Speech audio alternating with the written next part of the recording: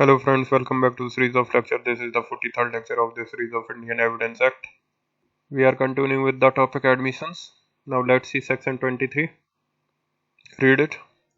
In civil cases, no admission is relevant if it is made either upon an express condition that evidence of it is not to be given or under circumstances from which the court can infer that the parties agreed together that evidence of it should not be given.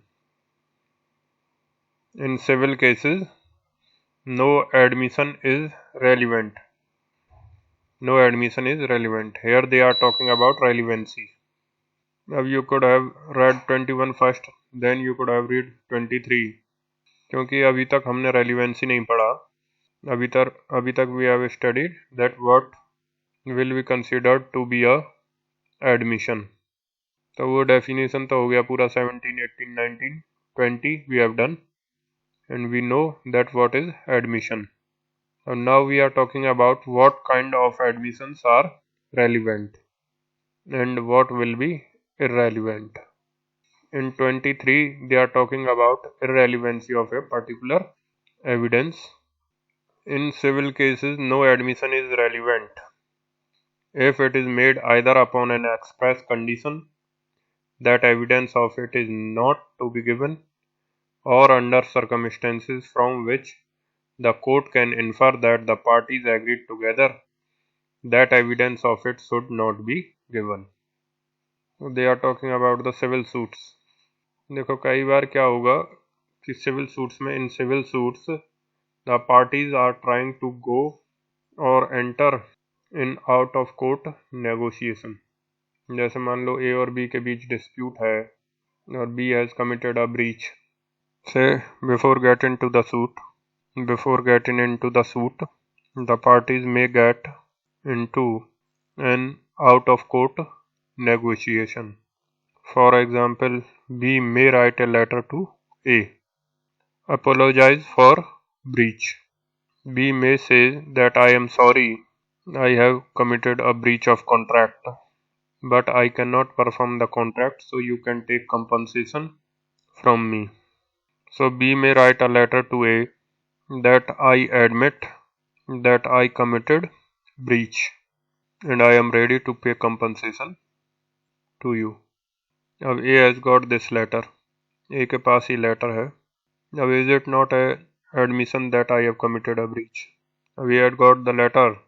अब tomorrow A files a suit against B, and in the suit B says that no, I have not committed a breach. Then A will show the letter to the court that this is the letter of admission. ये अभी कह रहा है कि मैंने breach नहीं किया और उसी fact पे ये letter में admit कर चुका है that he has committed a breach. So that letter will go against B because that letter will be relevant against B. So in such cases, क्योंकि जो parties out of court settlement करने की कोशिश करते हैं, they will refrain from doing so because the moment you admit that I have committed so and so wrong, that very moment you create an admission against yourself. Now tomorrow if the opposite party files the suit, then that admission can be used by him. So ऐसे cases में, in such cases, you always use the word no prejudice, or you can say without prejudice. जो आप letter लिख रहे हो उसमें ऊपर लिख दो without any prejudice, या फिर लिख दो no prejudice, या फिर एक सेंटेंस लिख दो nothing here written by me can be used as an evidence against me. तो फिर ये जो आप लेटर लिखोगे, लेटर में ये लिख दोगे that it shall not be used against me as an evidence, then it is an express declaration that whatever I am admitting that cannot be used as an evidence against me. Then thereafter, if the negotiation failed and the suit is filed, that letter cannot be used against me. अब अगर आप letter नहीं लिख रहे हो, orally भी कह रहे हो, हमेशा याद रखना लाइफ में, whenever you make an admission of a fact, साथ में बोल दो या लिख दो no prejudice. अगर ओरल हो रहा है तो नो प्रेजुडिस बोल दो. जैसे दो लोगों का झगड़ा हुआ, आपके साथ किसी का झगड़ा हुआ and you are saying sorry to that person, बेशक आप दुखी हो कि आपको सॉरी बोलना पड़ रहा है, लेकिन वहाँ पर भी आप नो प्रेजुडिस बोलने में परहेज मत करना। हो सकता है कोई वीडियो रिकॉर्डिंग ऑडियो रिकॉर्डिंग हो। Always say no prejudice and then say I am sorry, या फिर ऐसे बोलो कि I am so sorry that I have caused harm to you but it is without prejudice. तो जैसे ही आप विद नो प्रेजुडिस बोलोगे, so means what? You are putting an condition that whatever I am admitting right now cannot be used as an evidence against me. So tomorrow if a person files a suit against you for claiming damages, so the no prejudice clause will apply and the statement of yours cannot used against you as an admission. So that is the simple point that section 23 is saying. Read section 23 again. In civil cases, no admission is relevant. In civil cases, no admission is relevant if it is made either upon an express condition that evidence of it is not to be given, or under circumstances from which the court can infer that the parties agreed together that evidence of it should not be given. अब जैसे मान लो you have committed a wrong against someone, you are driving a car negligently and the person got hit, so he has got injured. Now sends the legal notice to you. He can directly file a suit also, but suppose if he sends a legal notice to you that I am about to file a suit against you, that so and so wrong you have committed. Now he will reply. Now in reply you may say that I have not committed any wrong. तब तो चलो कोई admission नहीं है. But suppose in reply you are apologeting, your reply is apologetic and you say that I am very sorry that I have committed a wrong against you and I am willing to pay the compensation and I do admit my fault. Now tomorrow this man files a suit against you and in that suit he presents the document that look, he has admitted already that he has committed the breach, the wrong. So there the document you have written will be a paper, a document which is the admission of your guilt.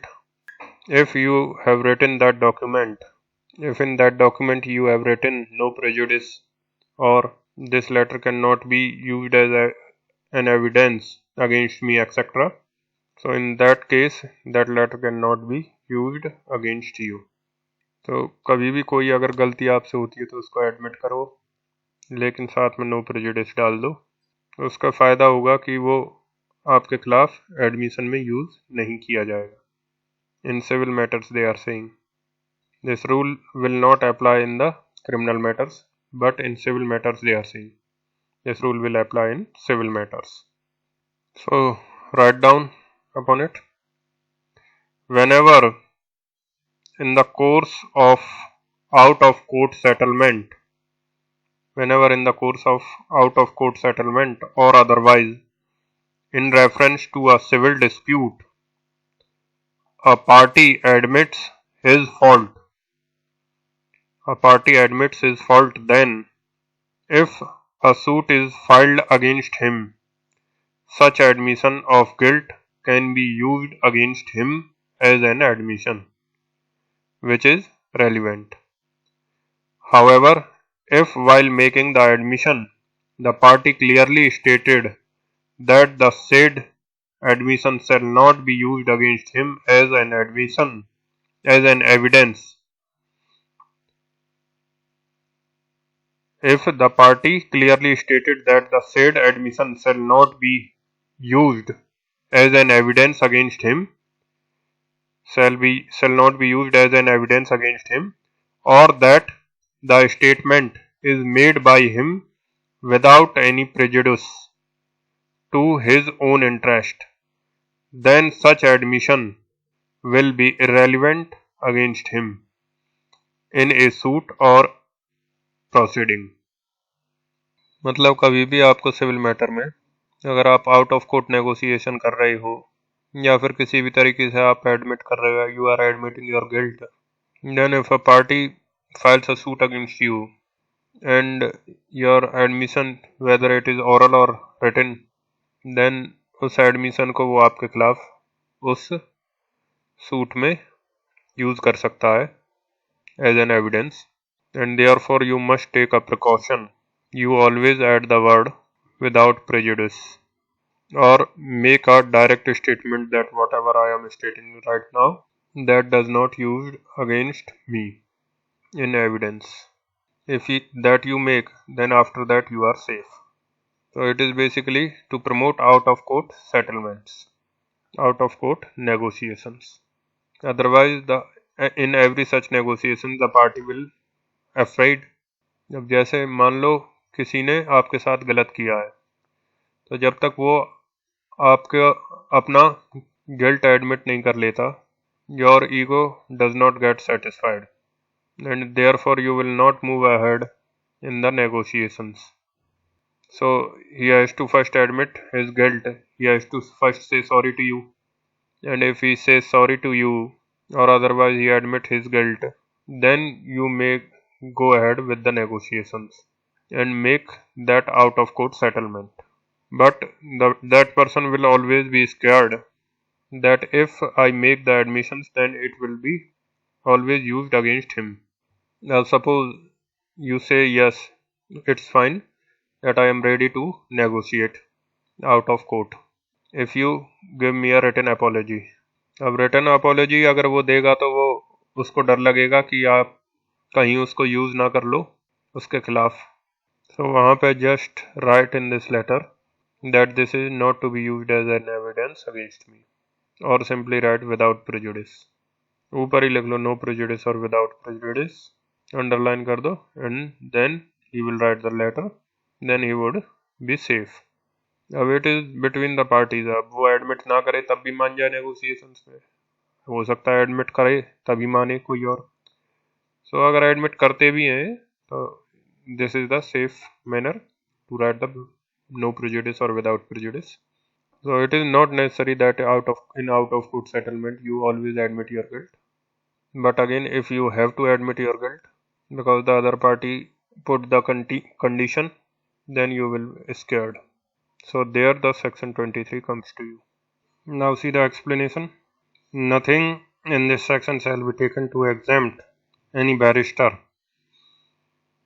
pleader, attorney or vakil from giving evidence of any matter of which he may be compelled to give evidence under section 126. So 126 वाले cases में the 126 वाले cases में वैसे cases में the no prejudice clause will not apply. तो इसको जब हम सेक्शन 126 पढ़ेंगे उस समय you will keep in mind that 126 वाले cases में the no prejudice clause will not apply. Now let's see section 22. It is saying oral admissions as to the contents of a document are not relevant.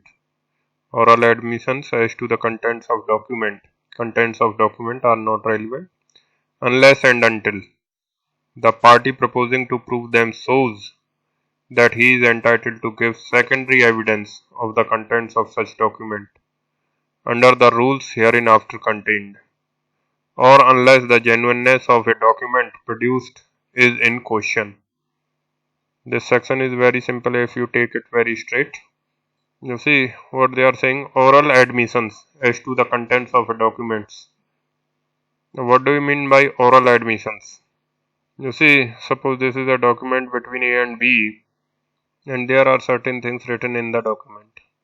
What A does is, A maybe after the document was made, A go to C and he admits that in that document between me and B, that is A and B, that these are the things that are written.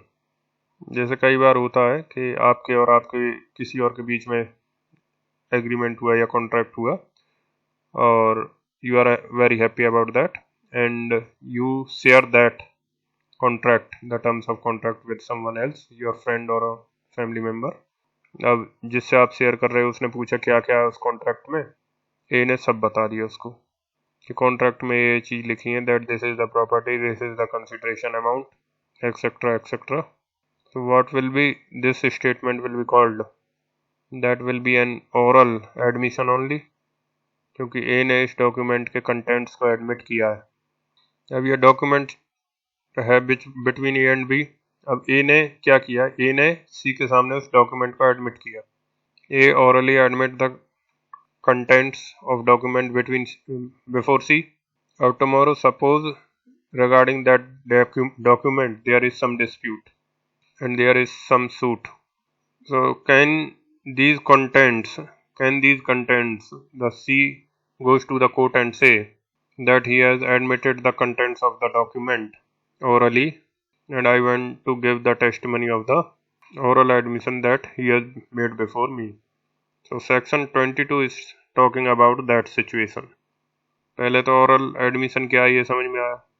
कोई भी document बनाते हो दो लोगों के बीच, ए और B के बीच में मान लो डॉक्यूमेंट बन गया, देन ए ने या बी ने उस डॉक्यूमेंट के बारे में किसी थर्ड पर्सन के सामने बताया. So that is the oral admission of the contents of the document.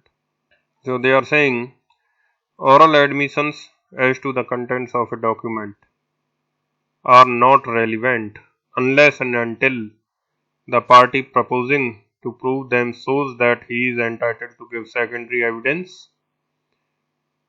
of the contents of such document under the rules hereinafter contained, that is section 65, or unless the genuineness of a document produced is in question. Genuineness of a document produced is in question. You see what happens is A और B के बीच में एक document बना and suppose A made some oral admissions of the contents to C. A made the oral admissions to the contents to C. Oral admissions of the contents to C. Now suppose tomorrow there is a suit between A and B in respect of that document. Tomorrow there is a dispute between A and B on that document, on respect to that document, and B is alleging certain written facts on the basis of the document, and A says that no, the document is false, or he is saying something, he denies the document. B says that I have oral admissions and B wants to produce C as an witness.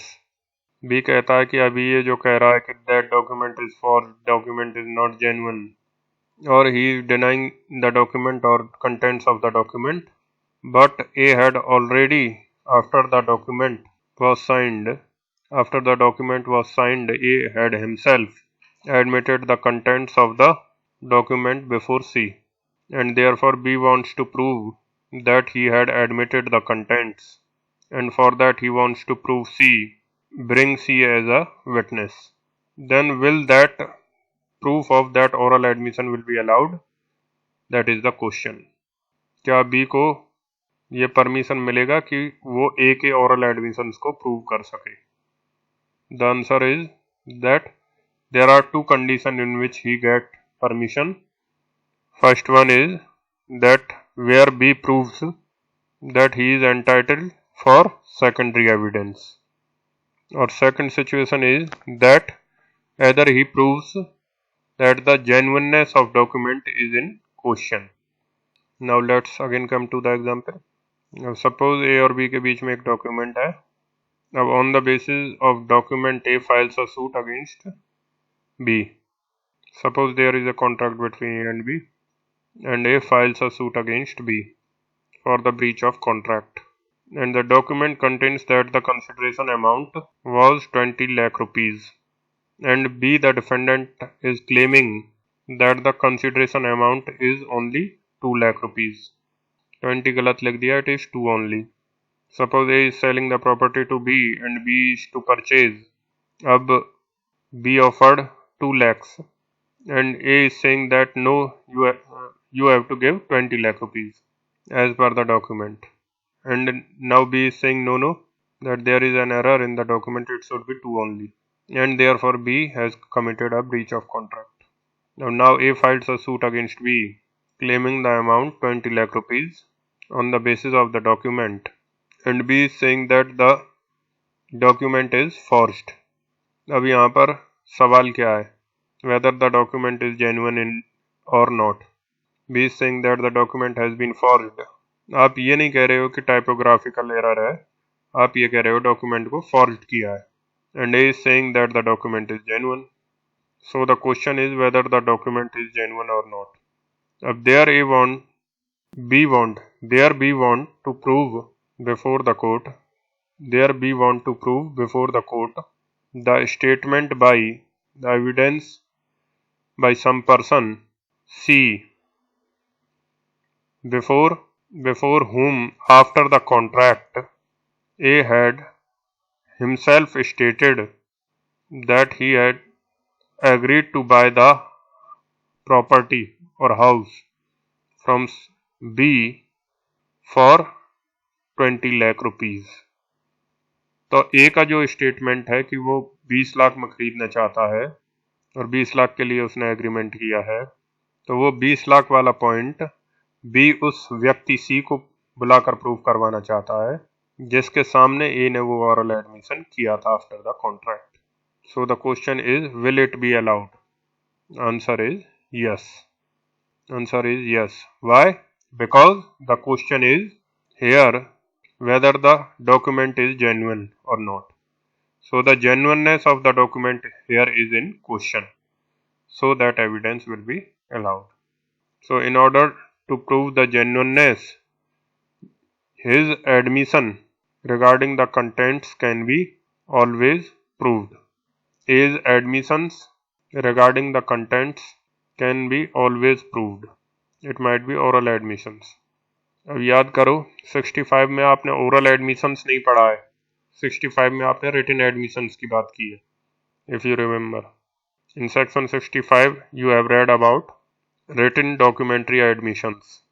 What I am trying to tell you is that section 63 is talking about various kinds of secondary evidences. Section 63 talks about various kinds of secondary evidences, and section 63 read with 65 written admissions will be a secondary evidence. Written admissions will be a secondary evidence. लेकिन nowhere 63 and 65 declare oral admissions to be secondary evidence. Nowhere 63 or 65 declares oral admissions to be a secondary evidence. अगर आप चाहो तो जल्दी से flip through कर सकते हो 63 एंड 65 को. इसमें कहीं पे भी oral admissions की बात नहीं की है. They are nowhere saying that the oral admissions of the contents. They are nowhere saying that the oral admissions of the contents by a party is a secondary evidence. They are saying 65 में आपको मिल जाएगा where the written admissions will be a secondary evidence which will be allowed. लेकिन oral evidence को कहीं पे भी secondary evidence नहीं बनाया गया. अब इसमें जो oral accounts है वो बिल्कुल अलग है. oral accounts क्या है कि आप दोनों के बीच का डॉक्यूमेंट है, वो मैंने पढ़ा है और मैं कोर्ट में खड़े होकर बयान दूंगा कि मैंने ये पढ़ा था उसमें, उस डॉक्यूमेंट में. So that is not an admission made by either of the party.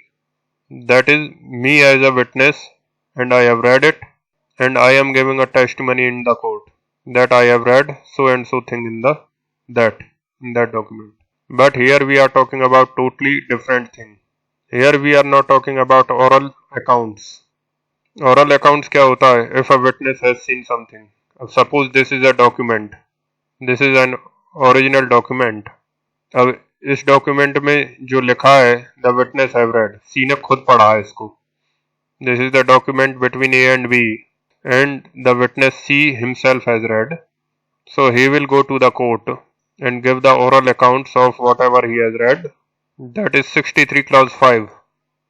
But in section 22, here in 22 we are not talking about oral accounts by a witness. We are talking about oral admissions made by a party, oral admissions made by the party before a person and that person now appears in the court, and now when he appears in the court, he is not saying that I have read the document. That person, that witness is not saying that I have read the document. He is saying, he is giving evidence of that this is what that party had admitted before me orally. तो ये oral account से तो बिल्कुल अलग हुआ. oral accounts याद करो. oral accounts में I am not the party, अगर C is not the party, C ने अगर डॉक्यूमेंट पढ़ा है तो ये कोर्ट में जाकर ये बताएगा, बयान देगा, खड़े होकर बयान देगा that this is what he had read. But here in section 22, that is not the testimony. The document is between these two, and one of them came to C after signing of the document and told C that look, that there is a contract between me and the other party, and these are the contents of the document. If C has not read it, tomorrow when C appears as a witness in the court, C will not say that he has read the document and therefore it is not an oral account. She will say that this is what the party had told me after signing of the document regarding the contents of the document. So that is not 63 clause 5. So that will not fall in any of the clauses of section 63. That will not fall in any of the clauses of section 65. So the question is, can such oral account, can such oral admission be proved in the court?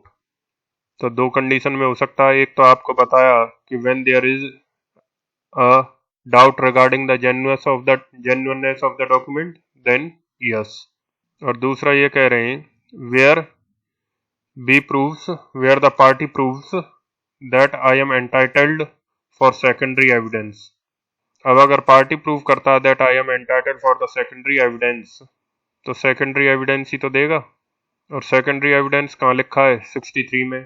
तो 63 में जैसे लिखा है वैसा ही तो secondary evidence देगा. और कुछ होगा तो section 65 में एक्स्ट्रा लिखा है जो वो secondary evidence देगा. लेकिन ये oral admissions तो कहीं नहीं लिखा है 63 या 65 में. So you must appreciate that this is the section which creates a one more kind of secondary evidence. 63 and 65 is not exhaustive in themselves. So this one more kind of secondary evidence is what? The evidence of oral admissions made by a party regarding the contents of the document. Means what they are talking about here is, अब ये कह रहे हैं कि B is entitled to prove the secondary evidence. If the B proves that he is entitled to prove the secondary evidence, if the B proves that I am entitled to prove the secondary evidence, then as per section 65, you will give only those secondary evidence now. आप 65 के अनुसार ही secondary evidence दे पाओगे. और secondary evidence कहाँ defined है? 63 में. अब 63 में बहुत सारे सेकेंडरी एविडेंसेस हैं, उनमें से कोई भी नहीं है ये, और ये ओरल अकाउंट में भी फॉल नहीं करता. 65 में भी एक सेकेंडरी एविडेंस लिखा है, दैट इज डॉक्यूमेंट्री एडमिशंस. ये डॉक्यूमेंट्री एडमिशन भी नहीं है, it is an oral admission. So will it be allowed? So the answer lies in the fact that 63 is not exhaustive, and in this particular situation this also becomes a secondary evidence, and therefore the oral admissions by a party can be proved by the opposite party in the form of a secondary evidence. और वो भी कब? जब section 22 के conditions satisfy हो जाए तब. Otherwise oral admissions are irrelevant. Otherwise oral evidences are irrelevant. So read it again. Oral admissions as to the contents of a document are not relevant unless and until the party proposing to prove them shows that he is entitled to give secondary evidence of the contents of such document under the rules hereinafter contained, or unless the genuineness of a document produced is in question. or unless the genuineness of a document produced is in question. Means oral admissions made by a party is irrelevant. Only in two cases it will be allowed to be proved. One is when the document itself is under question. The genuineness of document which is produced is itself in question. The genuineness of document is in question. And number two, the party who wants to prove the oral admission, he also proves that I am entitled to give secondary evidence. And when he is entitled to give secondary evidence, then as per general rule, this matter should fall under section 65, and therefore only those kinds of secondary evidence will be allowed. But section 22 with this respect is creating one additional kind of secondary evidence only to that limited extent, and that oral admissions will also be called as secondary evidence with reference to section 22, and therefore oral admissions is another kind of secondary evidence over and above whatever is written in section 63. Otherwise also section 63 starts, means and includes, and that is also suggests that this section is not very exhaustive, right? Section 22 has to be seen in two respects, has to be seen in two parts. Number one, if there is a doubt regarding the genuineness of the document, then the party concerned can prove the oral admissions about the content made by the other party to prove the genuineness of the document.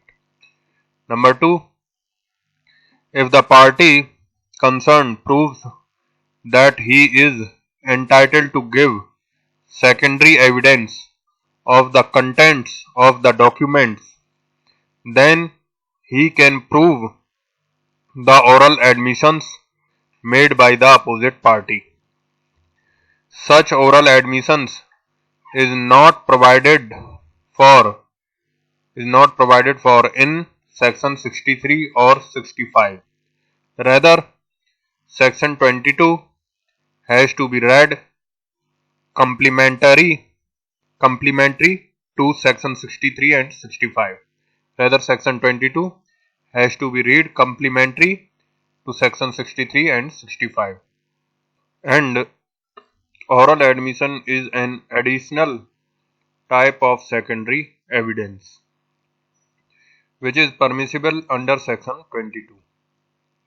Next paragraph. Oral accounts in section 63 clause 5 cannot be compared with oral admission. The evidence of oral admissions will be given by a person who had heard the oral admissions made by the party. Who had heard the oral admissions made by the party. Whereas oral accounts will be given by a person. Person बोल लो या फिर witness बोल लो. Whereas oral accounts will be given by a witness who had himself read the document. तो ये दोनों अलग अलग चीजें मैंने पढ़ा है तो मैं बयान दूंगा. That is oral accounts. और आपने मुझे बताया contents और मैं बयान दूंगा. That is evidence of oral admissions. Now read 22A also. Oral admissions as to the contents of electronic records are not relevant. अब ये भी वही बात कर रहे हैं, यहाँ भी वही बात है. Oral admissions as to the contents of electronic records are not relevant unless the genuineness of the electronic record produced is in question. अब इसमें secondary evidence की बात नहीं कर रहे हैं.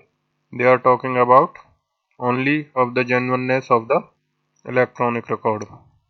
Now there are sometimes that there is something in the computer and I made some admissions to that document which is in the computer, and in some case that hard disk or whatever that is presented into the court, and in court I denied the contents of that electronic record and said that it is not genuine. So there my admissions are made, that is made to you, that can be proved. There my admissions that made to you that can be proved. क्योंकि जो computer में है, जो data में है, वो मैंने आपके सामने एडमिट कर दिया। और किसी सूट में वो डाटा प्रेजेंट किया कोर्ट में किसी पार्टी ने, तो अपोजिट पार्टी ने बोल दिया कि it is not genuine, then that opposite party उसने डिनाई कर दिया। तो जो पार्टी एडमिट कर वो प्रोड्यूस कर रही है डॉक्यूमेंट को, जो डॉक्यूमेंट को प्रोड्यूस कर रही है, that party will prove that the opposite party admitted the same data earlier before third person. So that is the evidence of oral admissions. Now इसके बाद come to section 21, and section 21 is very important section because it is not only talking about admissions but also talking about the relevancy of the admissions. अब याद रखिएगा इसमें कि relevancy of admissions में क्या admissions में confession आएगा। कभी आपसे पूछा जाए कि which section talks about the relevancy of admissions, that is section 21, और फिर पूछा जाए कि which section tells about the relevancy of confessions, that is also section 21, because in this the relevancy of admissions also include the relevancy of confessions. किस section में confession को relevant declare किया गया है? That is not 24, 28, 29, that is 21. Confession का relevancy भी 21 में ही है.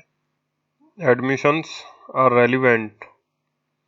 Admissions are relevant and may be proved as against the person who makes them or his representative in interest, but they cannot be proved by or on behalf of the person who makes them or by his representative in interest except in the following cases.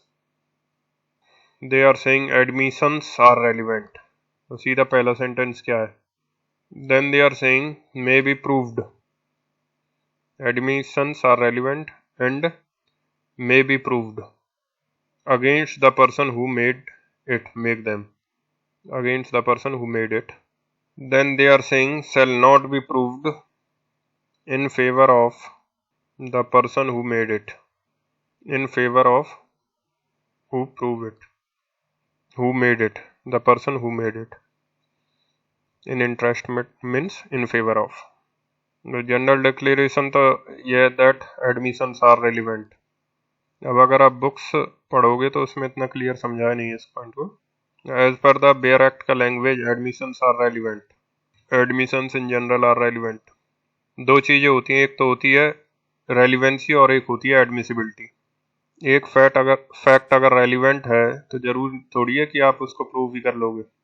अब जैसे 25-26 में confession before the police officer in the custody is relevant, but it is not allowed to be proved. Similarly, here also admissions are relevant.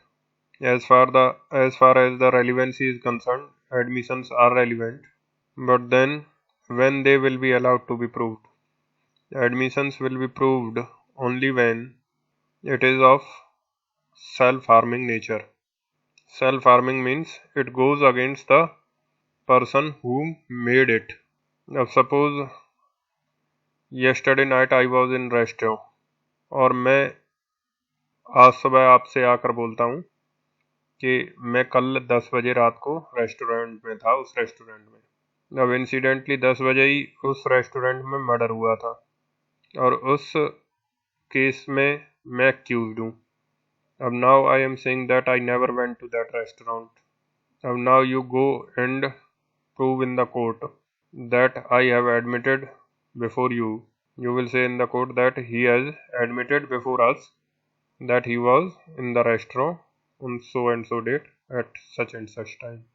So is not this admission of mine going against me? because I admitted that I was in the restaurant at 10 o'clock.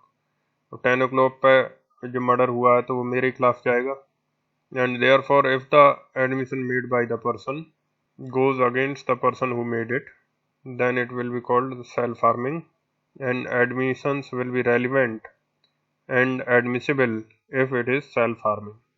Admissions are relevant if it is self-harming. But suppose if today I made a declaration before you that yesterday at 10 o'clock I was sleeping in my house, then if tomorrow there is a charge upon me that at 10 o'clock I was in that restaurant and I committed the murder of someone, now I seek to prove for my benefit that I accept to people that I was sleeping in my house. So means what? It is self-serving. I am using that admission of mine for my own benefit. अब क्या self serving statement allowed होना चाहिए? अब इसका logic है कि हर murderer कहीं ना कहीं उल्टा सीधा स्टेटमेंट देगा जानकर। हर मर्डरर जाके अपने फेवर का स्टेटमेंट देगा और वो बाद में जाके प्रूव कर लेगा। अब अगर आपने अपने फेवर में स्टेटमेंट दे रखा है तो वो रेलिवेंट है, फिर भी it will not be allowed to be prove excepting the three exceptions, except in the three exceptions we have. That is what the crux comes out in from section 21.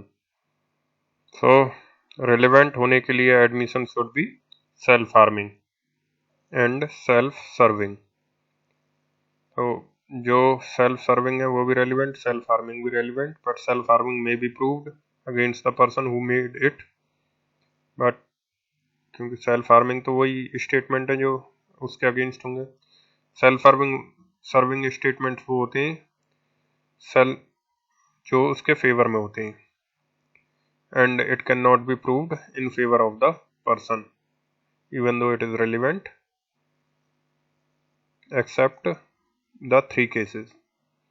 Self serving statements will not be allowed to prove even though it is relevant. अब इसमें लिख लो एक sentence, write down. Admissions in general are relevant.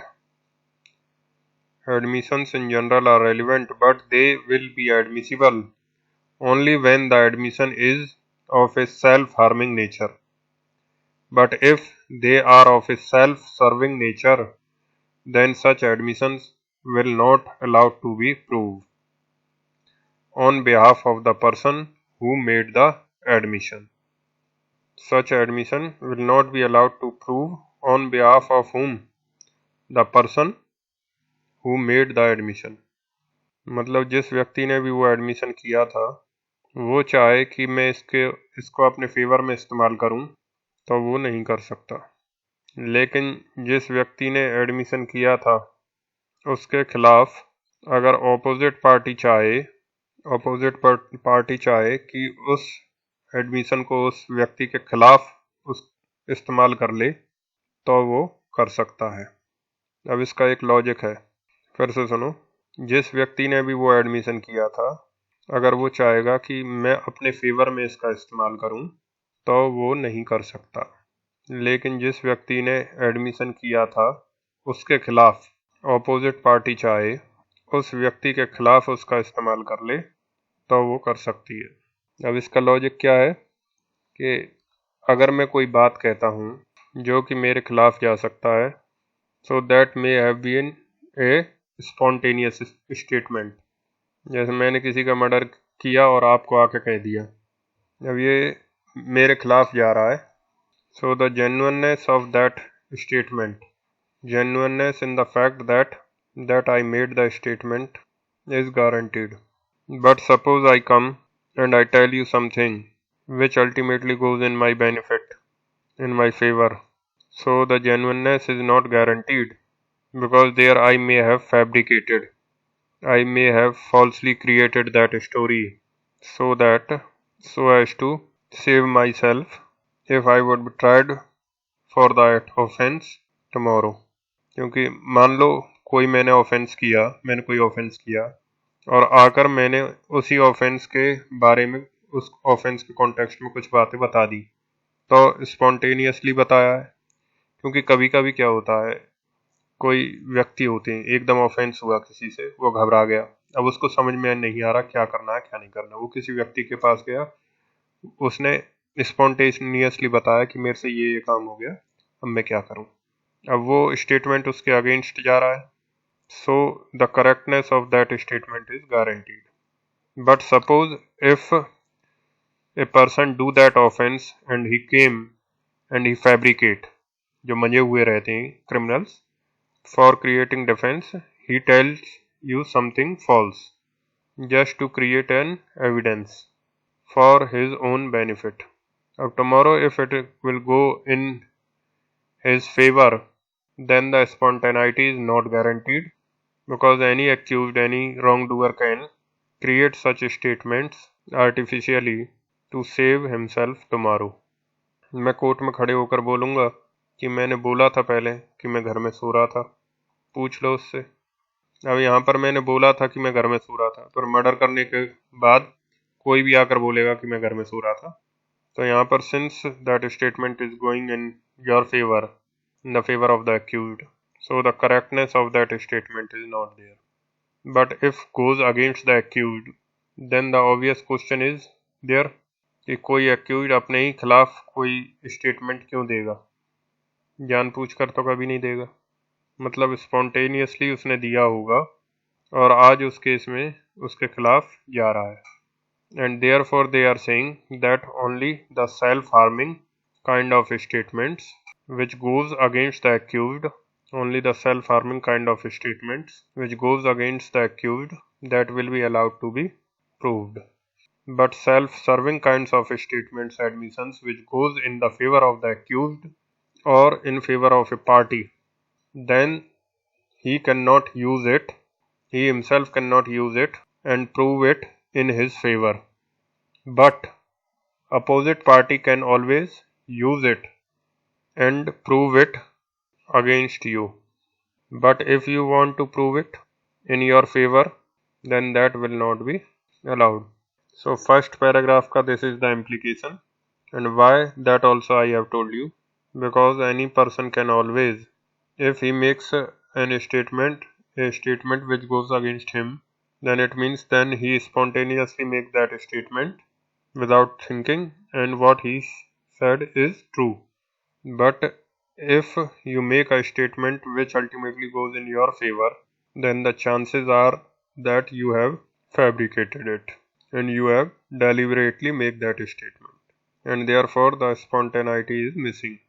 और जिस statement में spontaneity missing हो वो अलाउड नहीं होगा, and therefore admissions in your favour will not be allowed. Admissions against the other party will be allowed.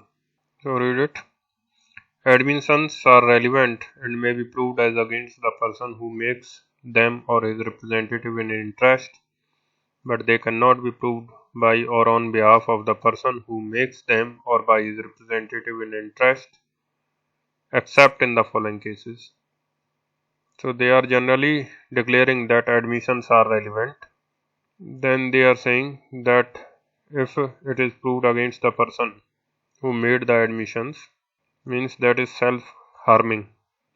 On the other side, they are saying self-serving one, that is in favor of the person who made them, for the person who made the admission.